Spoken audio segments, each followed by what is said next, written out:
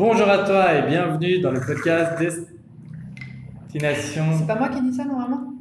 On nous a dit qu'il fallait changer l'intro, donc j'ai essayé un nouveau truc, quoi. Voleur d'intro. Ah, vas-y alors, à toi. Bienvenue à toi dans le podcast Destination Business Rentable. On a quelques personnes qui nous ont dit que l'introduction était un peu trop répétitive. Alors j'aimerais savoir, toi, du coup, qu'est-ce que tu en penses? Est-ce que tu trouves que notre intro est trop... Bon, clairement, c'est toujours la même, mais est-ce que ça te pose un souci à toi? Si oui, dis-le nous en commentaire, ça nous intéresse. Voilà, je vais quand même faire mon intro parce que moi, je l'aime bien.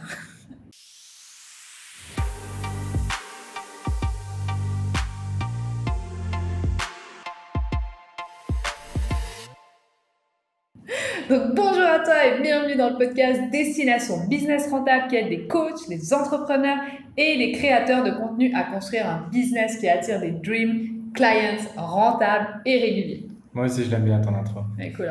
Dans ce podcast, on va partager avec toi les 3 astuces pour convertir tes followers en clients pour que tu puisses enfin vendre tes services et tes produits sur Instagram. Exactement. Et à la fin de ce podcast, tu sauras exactement comment aider ton potentiel client à passer à l'action pour qu'il achète le produit ou le service dont il a besoin. Alors reste bien jusqu'à la fin car c'est là où on va te révéler l'astuce la plus importante. Donc ici, on va faire une distinction entre la vente et la conversion. C'est pas exactement la même chose. Donc la conversion, c'est une transformation d'un état à un autre. On se croirait à l'université un petit peu, non? Et la vente, c'est quand tu reçois de l'argent de ton client. Donc, quand le client achète chez toi, c'est une conversion. D'accord? Mais pas toutes les conversions sont basées sur un échange d'argent. Alors, quand on parle de conversion, il faut que tu imagines ce que ton prospect ressent. Il passe une nouvelle étape dans la relation entre lui et ton business. Ça fait sens. Donc, tu peux voir ça comme une relation amoureuse. Donc, aller à un premier rendez-vous pour un café, ok. Ensuite, à un deuxième rendez-vous, tranquillou. Et la vente, c'est le premier baiser ou plus si affinité. Donc, comme dans une relation, parfois, ça va pas plus loin, d'accord? Souvent parce qu'on est déçu ou parce que voilà, l'autre n'est pas vraiment, ne correspond pas exactement à ce qu'on recherche. C'est pas le bon fit, quoi. Exactement. Voilà, il n'a pas les mêmes valeurs, ou on voit qu'il y a un truc qui ne matche pas, et c'est ok. Ça arrive clairement dans la vie de tous les jours, hein, très souvent. Et il y a pourtant plein d'autres étapes qui sont possibles. Donc, par exemple, tu peux, si ça fit évidemment avec la personne, tu peux partir en vacances avec elle, à Bali par exemple, rencontrer sa belle famille, emménager ensemble, ensuite tu peux te marier, avoir des enfants, etc., etc. Tu connais l'histoire. Ouais, et puis en fait, c'est vraiment pareil dans les relations business. C'est après le premier rendez-vous et après justement la vente, quoi, après le premier baiser et plus, que commence vraiment l'aventure en fait. Et en gros, voilà, ce qu'on essaie de dire, c'est ne sois pas un coup d'un soir. Et essaie de voir pour les relations long terme en business, on va revenir plus en détail là-dessus, mais c'est super important. Exactement, donc construis la relation et ne mets pas la charrue avant les bœufs. Qui dit ça? Qui dit ça? Eh bien, je ne sais pas, moi. Donc, rentrons dans le vif du sujet. Je vais te révéler l'astuce numéro 1. C'est le rendez-vous pour un café. Donc ici, on va t'aider à dégoter ton premier rendez-vous parce que le premier rendez-vous, finalement, c'est l'étape essentielle pour la création d'une relation. Et savoir si ça marche, quoi. Savoir si ça fit. Exactement. Donc ça, c'est le rendez-vous pour un café. Donc en business, ça ressemble à quoi un rendez-vous café? Ça ressemble à un engagement de la part de ton potentiel client. Alors, comment on manifeste son engagement dans la vie? Eh bien, ici, on ne parle pas de paroles en l'air, d'accord? On parle de vrai engagement, c'est super important. Et ça, c'est ton client, c'est avec son porte-monnaie ou c'est avec son calendrier, tu vois? Donc, c'est vraiment soit avec son temps, soit avec son argent. Simplement dire que tu es engagé dans aider les autres, ça va pas faire de toi le philanthrope de l'année, d'accord? C'est vraiment super important à comprendre. Il y a un moment où tu vas devoir y passer du temps, donner ton argent. Donc, pareil pour ton client, il va devoir donner de son temps, de son argent. Et c'est comme ça que toi, tu vas pouvoir vraiment aider les autres et que ton client va aussi pouvoir aider les autres avec sa mission de vie. Exactement. Et donc, pour avoir le premier rendez-vous, justement, le premier café avec ton potentiel client, il va falloir qu'il te montre, lui, de l'engagement. Il faut qu'une bonne relation, ça vient des deux côtés, quoi. Il ne faut pas que ce soit toi qui essaie juste de tirer, et il faut que ça vienne avec la volonté des deux côtés. Donc, il va te montrer de l'engagement soit en achetant quelque chose chez toi, même quelque chose de pas cher, on appelle ça justement un produit d'appel pour donner envie. Et on va en parler plus en détail d'ailleurs dans ce podcast des produits d'appel, soit en prenant du temps dans son agenda. Donc, par exemple, en prenant un rendez-vous téléphonique avec toi ou en s'inscrivant à un webinaire live et qui met dans son agenda, voilà, je vais prendre du temps pour passer du temps avec cette personne. Donc, c'est vraiment important à comprendre. S'il n'y a pas ce micro-engagement de départ, il n'y aura pas de conversion. Il n'y a pas de conversion. Exactement. Maintenant, l'astuce numéro 2, on va parler de la vente. Donc, les gens, ça c'est aussi hyper important à comprendre, les gens n'aiment pas l'idée qu'on essaye de leur vendre un truc. Mais pourtant, ils adorent acheter. Regarde, le shopping, c'est même une activité en soi. Et je suis sûre que tu as déjà vécu ça quand tu arrives par exemple dans un magasin et qu'il y a la vendeuse qui te saute dessus et qui veut absolument te pousser à la vente. C'est hyper malaisant, non? Enfin, c'est vraiment, on déteste quand on essaie de nous vendre un truc, pourtant on adore acheter. Et les gens, ils achètent des choses pour des raisons émotionnelles et non rationnelles. Et ça, c'est super important.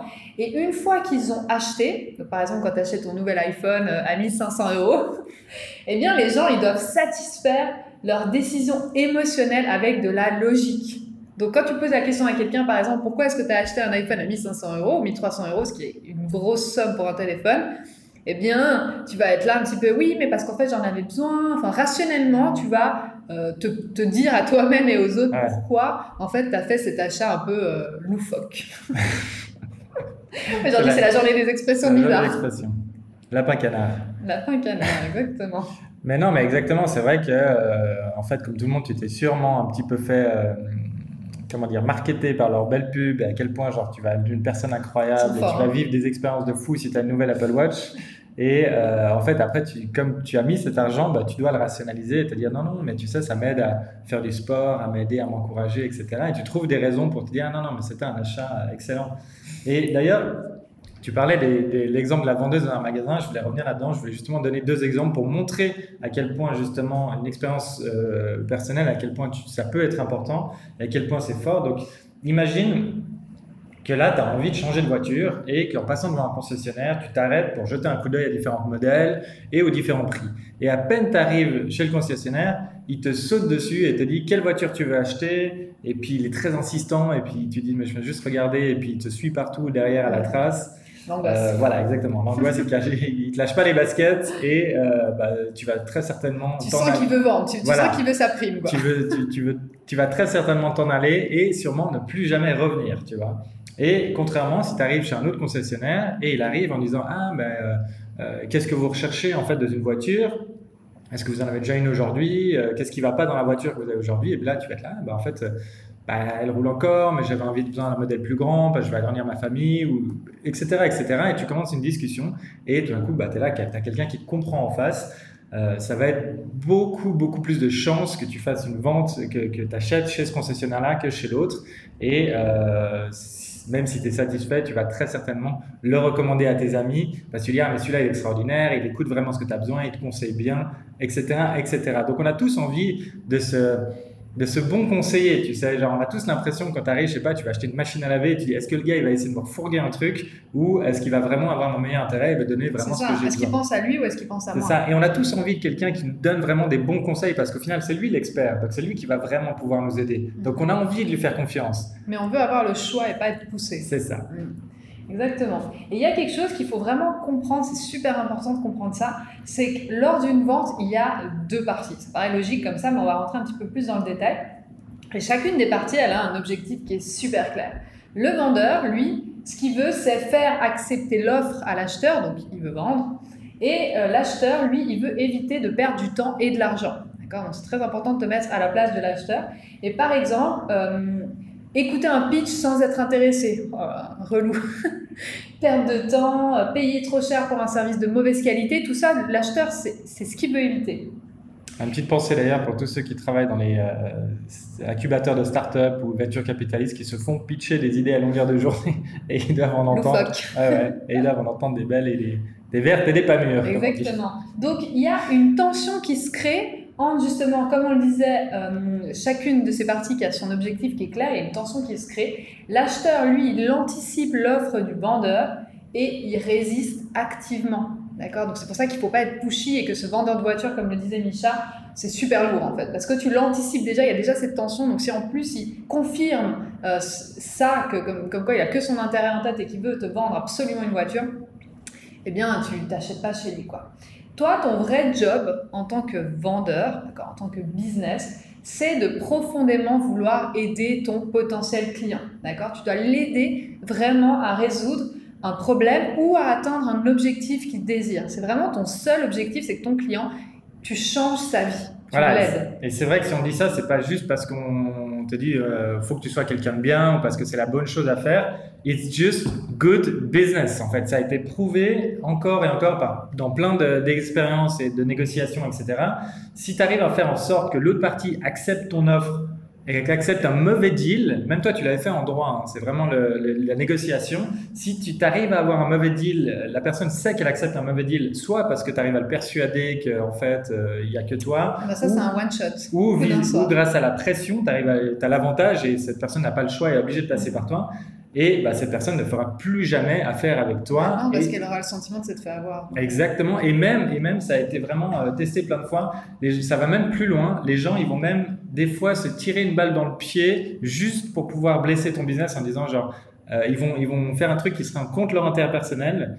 Des fois, pour se dire, ah bah en fait, je vais juste pas te livrer, ça va foutre mon business dans la merde, mais je m'en fous. Misère, juste pour revenir à justement rééquilibrer la balance. Et aussi, ils vont parler de toi en mal. Vraiment, nous, ça nous arrive souvent de voir ça. Une expérience client, par exemple dans un resto ou n'importe où, et la personne nous reçoit mal, ou voilà, il y a un truc, et ben après, nous qui adorions par exemple ce restaurant, et ben on va en parler à nos amis et on va leur dire, ouais, franchement, je te déconseille d'aller dans ce resto, soit c'était pas bon, soit c'était trop cher, soit ci, soit ça. Il faut faire attention.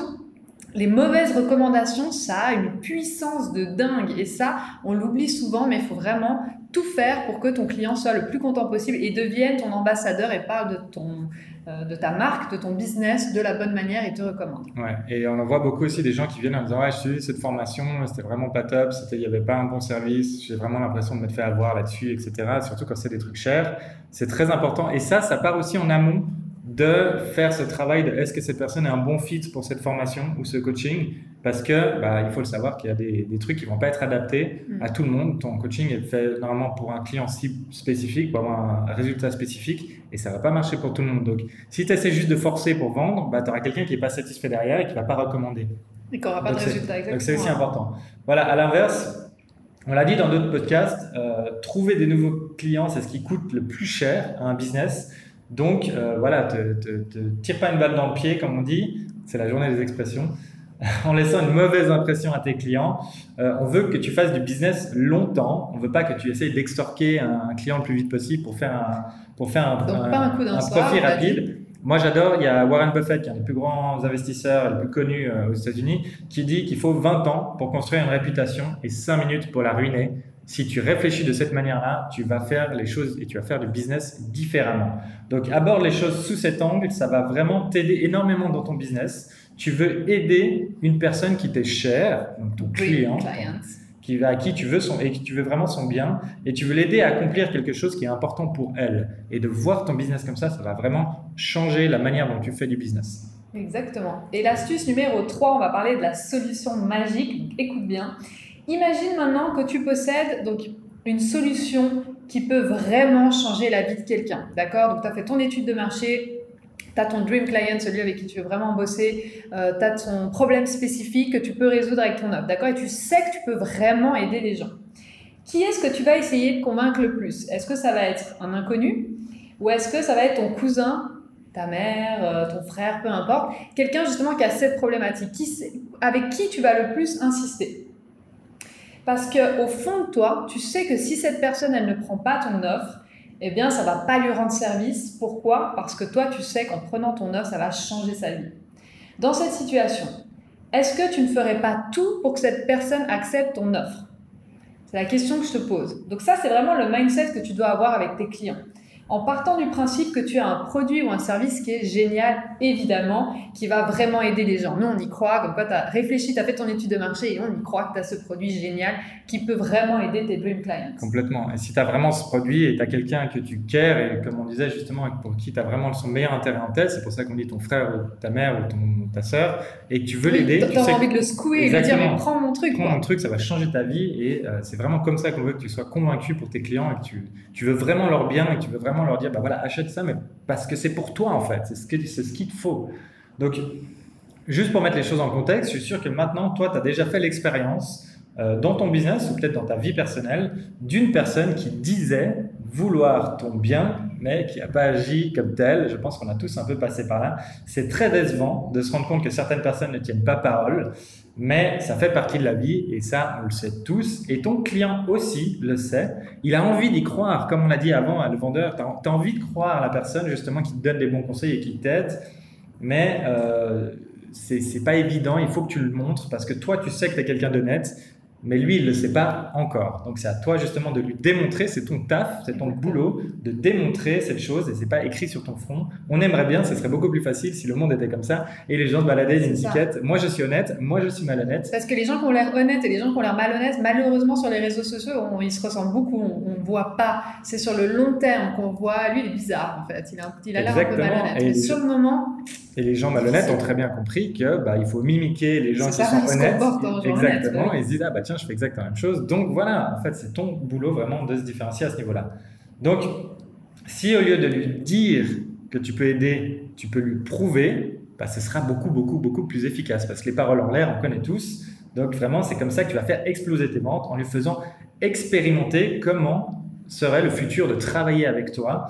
Et c'est les exemples qu'on va te donner justement dans la dernière partie de ce podcast.